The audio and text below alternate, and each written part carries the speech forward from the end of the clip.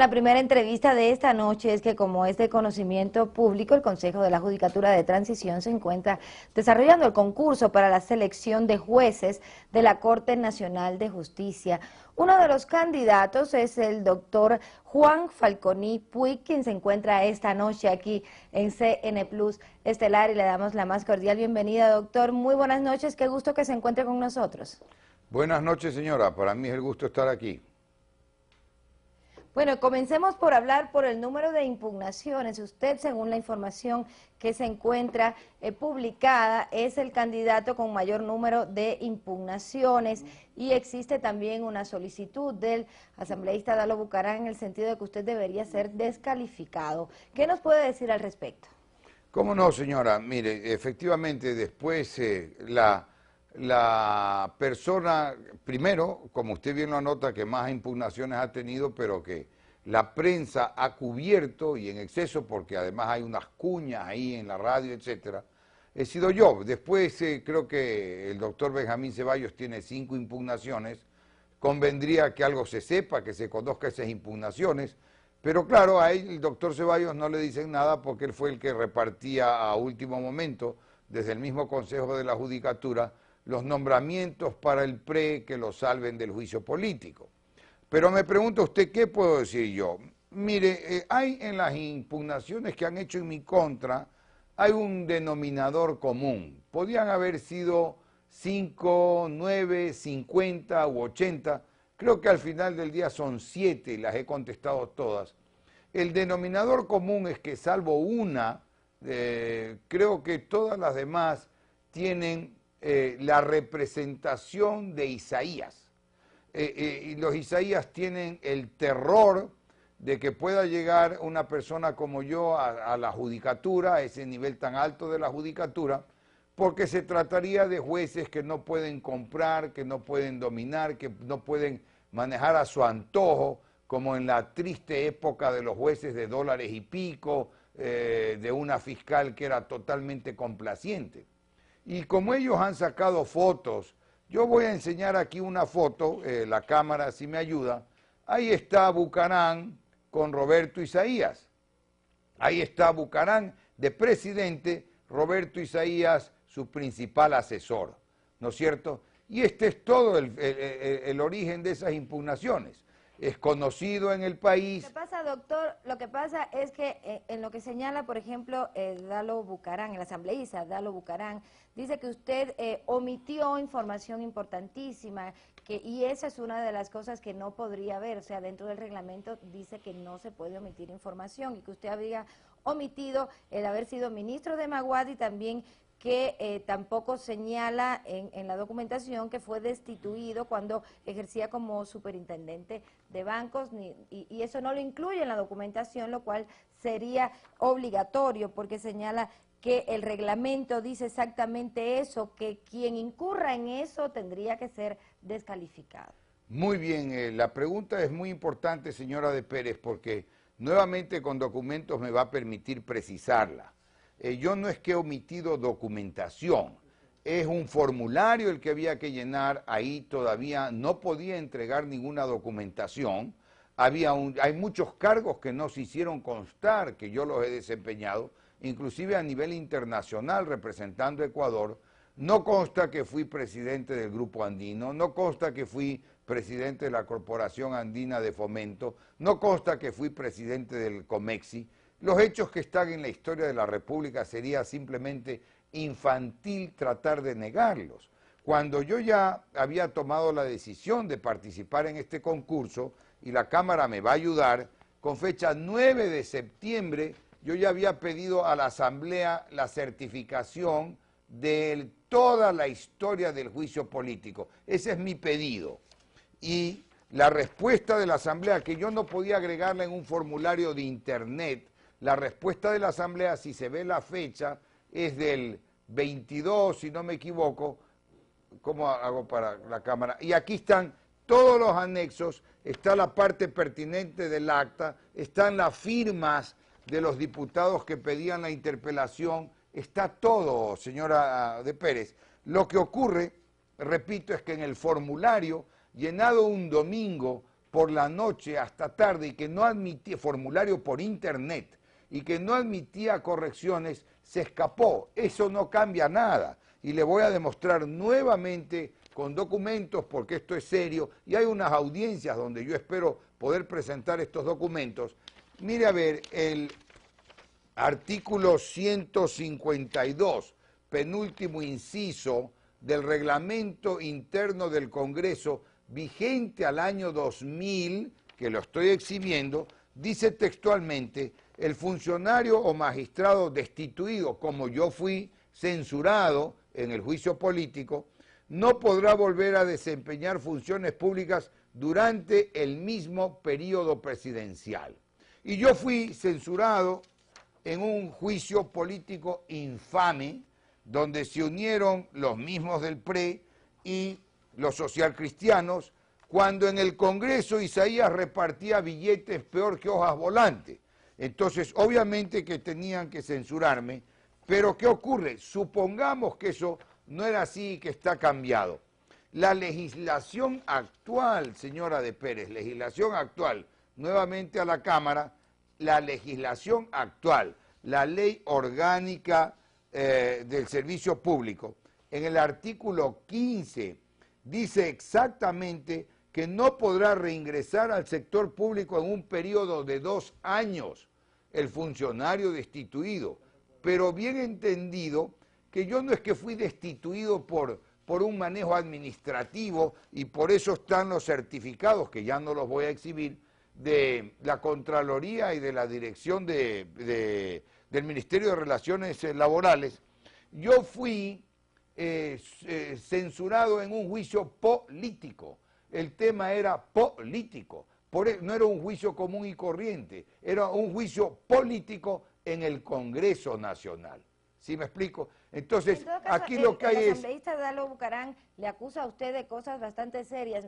Las estaba revisando y viendo en internet porque está publicado en YouTube la declaración del asambleísta. Y él le acusa a usted, primero dice que usted es un personaje nefasto, después dice que le acusa por peculado, falsificación de documentos, tentativa de asesinato, injurias calumniosas. Son los 4 que alcancé a anotar porque iba anotando a medida que él hablaba. Entonces, son cosas serias, doctor, de las que les acusa el asambleísta Dalo Bucarán. ¿Cómo no? Y nuevamente le agradezco este comentario suyo, esta pregunta. Por supuesto que yo estoy enterado de esas acusaciones, pero las cosas tienen el valor de quien las dice. ¿Quién es Bucarán? ¿Quién es su padre, un prófugo de la justicia ecuatoriana que se gasta la plata del pueblo ecuatoriano en los casinos de Panamá? ¿Quiénes son estos remunerados mercenarios remunerados por Isaías?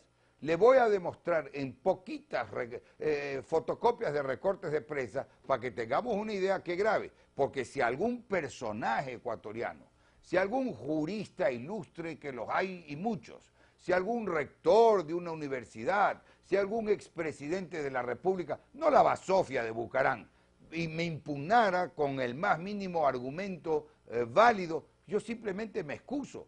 Pero unos sujetos como estos mercenarios, Bucarán, Roseros, mire, que recuerde el país. En 11 sacos se llevaban la plata del Banco Central. Y esa es la plata que se juegan esos mafiosos en los casinos de Panamá. Eso es Bucarán. ¿Qué es esto? Bucarán se festinó los gastos reservados. Es la historia de la República. Esta basofia, esta escoria de la política ecuatoriana, un país que es bueno y sano, que los recibió, lo han denigrado. Mire, Villón iba forrado de billetes, otra para que la cámara lo vea. Ahí lo están llamando al camarógrafo, pues una pena, ojalá no tenga problemas. Abdalá recibía 500 millones diarios, que los ponga bien en la cámara, ahí está. Abdalá recibía 500 millones diarios, en la época que el Sucre era buena plata, pues, señora de Pérez. Y sigo, Bucarán admite retiro de 4 millones de dólares, ya para que lo hayan admitido. Estos son los que a mí me impugnan. No tienen calidad para impugnar ni a una hormiga, ni a una hormiga del desierto. No pueden impugnar a nadie. Mire los recortes. Abdalá giró a su cuenta, plata del Estado. cheques y personajes de Bucarán, plata del Estado. Necesitaría libros de libros. Tomé mucha información de un libro editado por el diario Hoy de la época del Bucaramato. Mire los recortes. Y he traído una muestra porque el tiempo de la naturaleza de la entrevista no nos da para más. Bucarán fue cuestionado en un periodo de 6 meses. Estos son los que me impugnan. Las cosas, repito, varios prófugos de la justicia fueron a la fiesta de Bucarán. A la fiesta de Bucarán, mírelo. Un tipo que denigró el honor nacional, un tipo que bailaba como epiléptico cuando era presidente de la República. Estos son los que me impugnan. Que usted menciona lo que es el dinero que Bucarán y su grupo habría sacado. Justamente Dalo Bucarán también le acusa de ser usted responsable junto al expresidente Maguad de todo lo que fue el salvataje y lo que perdió el pueblo ecuatoriano en ese momento, el año 99, cuando hubo el salvataje bancario. Y incluso en este video que está publicado en el internet pone amas de casa, señoras que lloran porque perdieron su dinero en el momento en que hubo el salvataje, y que detrás de eso, de esa pérdida de millones de los ecuatorianos, estaba el expresidente Maguad y usted. Nueva pregunta muy importante y que me permite, no traje esos documentos, pero los exhibiré y hay muchos, lo he repetido, hay muchos medios por los cuales los he hecho circular yo también, inclusive por internet. Primero que es indispensable recordarle al país, porque estos sujetos, prefiero tratarlos de esa manera por respeto a la audiencia y por respeto a este medio, estos sujetos tienen la práctica antigua, muy antigua, generalizada, de imputar a otros. Repitan 1000 veces un hecho y con eso creen que lo llegan a convertir en verdad. E imputar a otros sus propios actos. Primero, la plata y el congelamiento que decretó Maguad lo hizo con la entonces ministro de Economía, la economista Ana Lucía Armijos. Tengo el decreto, no lo puedo traer, pero está la fecha, marzo de 1999. ¿Pero por qué hizo eso el presidente Maguad? Porque los banqueros eran insolventes, porque los banqueros y principalmente Isaías se habían llevado la plata de los depositantes y de los ecuatorianos al exterior. No es que lo hizo Maguad de malo, pues, no es lo que hizo porque se le ocurrió. El problema tal vez estuvo en que Maguad debió poner los patas arriba y hacerles chorrear la plata que se llevaban. Es por eso fue el congelamiento, no porque se le ocurrió a Maguad. Maguad me debió a mandarlos a todos a la cárcel y no asumir el Estado a través de la creación de la ley del AGD, asumir la quiebra de esos bancos. Mira a ver, más de la mitad de esa quiebra era Filambanco. Isaías le metió Filambanco al quebrado al Estado ecuatoriano para que se haga cargo. La ley del AGD se aprobó el 1 de diciembre del 98. El 2 de diciembre pasa Filambanco a la AGD. Y el 3 de diciembre la AGD le da los primeros 140 millones de dólares. Lamentablemente no traje esos documentos, pero los tengo publicados inclusive en un libro. Y en 2 meses más llegó a 816 millones de dólares. Entonces yo fui ministro de Maguad, pero por supuesto, repito que son hechos que están en la historia de la República. Yo fui ministro de Maguad los 3 últimos meses de su gobierno, antes que caiga. Desde octubre hasta enero, octubre de 1999 a enero del 2000 en que cayó Maguad. Maguad me había propuesto, y cito, a un caballero, porque es un caballero, el doctor Vladimiro Álvarez Grau. Lo cito para que le pregunten si varias veces me había propuesto antes que sea ministro del gobierno de Maguad. Vladimiro Álvarez, no he hablado con él para nada, pero es un hombre íntegro, es un caballero. Vladimiro Álvarez era ministro de gobierno y siempre le dije que no. Y al final me dijo, Juan, ¿tiene algo parecido? Tienes que comprometerte y trabajar por el país. Hice todo mi esfuerzo, trabajando 18 horas al día por tratar de colaborar en ir solucionando la crisis. No fui parte de congelamiento alguno. Y si lo hubiera sido, explico por qué vino el congelamiento y lo admitiría con toda franqueza, mi estimada señora. Usted ya, me imagino, presentó las pruebas de descargo, porque no es solo el asambleísta Bucarán, también Fernando Rosero señala que se basa en el artículo 183 y lo impugna a usted porque dice que se requiere haber ejercido con probidad notoria la profesión de abogado, la judicatura o la docencia universitaria en ciencias jurídicas, y que según Fernando Rosero usted no cumple con este requisito. ¿Usted ha presentado ya las pruebas de descargo ante el organismo competente? Vea, permítame, señora de Pérez, yo no he tenido antes la oportunidad es una feliz coincidencia. Yo no he tenido antes la oportunidad de estar con usted en ninguna entrevista, pero permítame públicamente agradecerle. Las preguntas que usted ha hecho son todas objetivas y me permiten dar una excelente explicación a todos los televidentes y por esta vía al pueblo ecuatoriano. Rosero vinculado al narcotráfico. Rosero acusado de chantaje, hasta en libros que publicó el economista Racines Vinuesa y un exgerente de la Previsora, Álvaro Guerrero, lo acusaron de chantaje. Rosero, un traficante, se decide la justicia con juicios pendientes. Es otro aterrorizado de que hayan jueces que no pertenezcan al PRE y no puedan manipular. Este sujeto le he respondido con documentos todas sus falsedades, porque ha presentado instrumentos a medias, ha presentado documentos a medias, pero no como concluyeron. Ha presentado una denuncia, pero no presentó cómo concluyó, y muy bien saben cómo concluyó. Está presentado todos. Me he dedicado, porque para todo esto las impugnaciones me fueron notificadas prácticamente de golpe, me he dedicado toda la semana con el personal de mi estudio, con gente que trabaja, a preparar miles de fotocopias y autenticarlas para presentarlas como pruebas. Pero déjeme decirlo algo porque no quiero sonar vanidoso. Yo llevo 35, 36 años de ejercicio profesional y lo mismo de la cátedra. Empecé en la cátedra como ayudante de cátedra y fui escalando las posiciones ayudante de cátedra del extinto profesor Carlos Feró Blum, un jurista de una talla impresionante. Y con él me fui formando en la parte académica. Todos los años que los estudiantes, los que se quedan de año conmigo, me evalúan, me ponen de muy bueno a excelente, y está agregado en los méritos para el Consejo, porque había que presentar los méritos.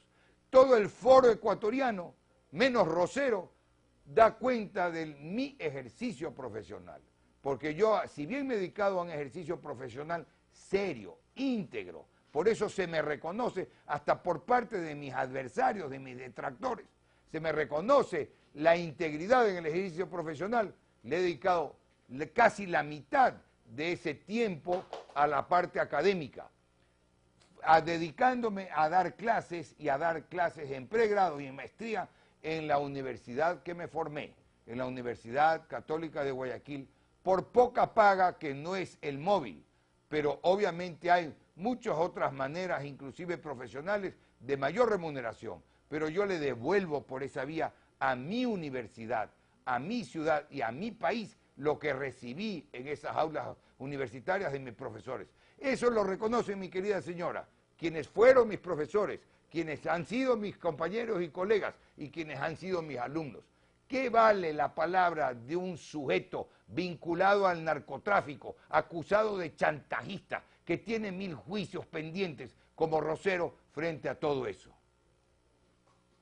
Perfecto, doctor. Veamos qué ocurre en los próximos días, Claro porque el sí. proceso avanza. Usted tendrá que presentar toda esta información y será el Consejo el que determine si continúa en la siguiente fase. Estaremos pendientes y le pedimos, por favor, que nos mantenga también informados de lo que ocurra. Muchas gracias. Así es, señora. Gracias a usted. Síganle en la pista y por mi parte estaré siempre dispuesto a darles toda la información que el público de ustedes, el público en general requiera, de que pueda llegar una persona como yo a la judicatura, a ese nivel tan alto de la judicatura, porque se trataría de jueces que no pueden comprar, que no pueden dominar, que no pueden manejar a su antojo, como en la triste época de los jueces de dólares y pico, de una fiscal que era totalmente complaciente.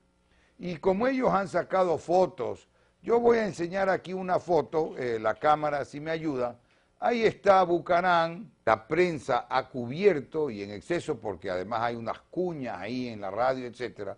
He sido yo. Después creo que el doctor Benjamín Ceballos tiene 5 impugnaciones. Convendría que algo se sepa, que se conozca esas impugnaciones.